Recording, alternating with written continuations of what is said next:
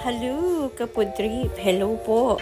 Gagawa ako ngayon ng kalimaki at tulamaki. Start na tayo.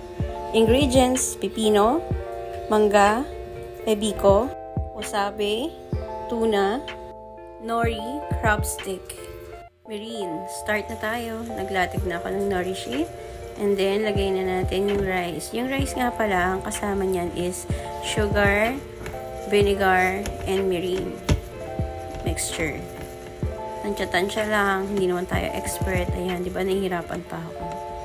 Hindi naman kasi ako expert sa paggawa, pero hello naman. Lumalaban pa rin ako kasi kailangan kong kumita. In fairness naman, bago ko naman ginawa to, no, tinikman ko muna.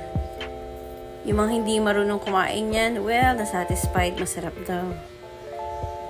Next. Ayan, nabaligtad ko na. May rice na yan sa ilalim. And then, lagyan na natin ng mangga. Lagyan na rin ng pipino at crab stick. Yan. And then, roll. Naku, nalaglag pa. Gusto na rin yung sumama. Anyway, i-roll na natin.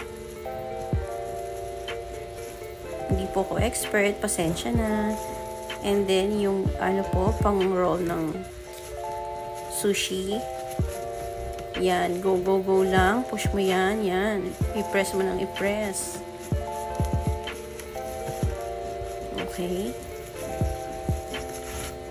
Yan, tapos na. One down. Madami pang gagawin.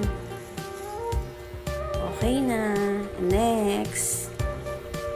Yan, another batch tayo.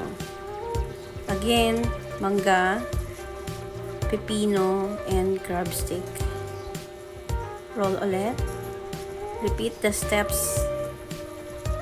Hanggat kaya mo, sige gumawa ka. Gawa ka lang ng gawa. Push mo lang ng push yan.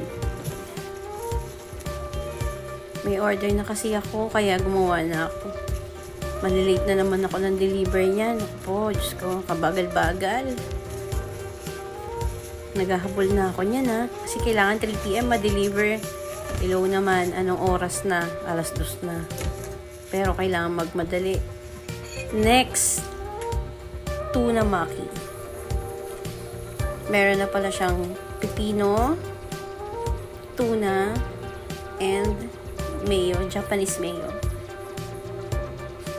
Baligtad naman siya. Instead of nasa labas yung rice, nasa loob naman. And then yung nori naman ang nasa labas. Yan.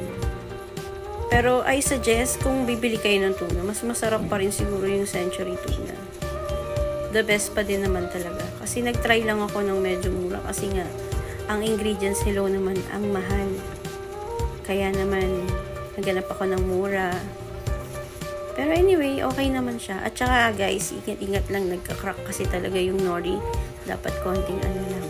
Ingat. Ayan, lalagyan ko na ng ibiko, yung kalimaki.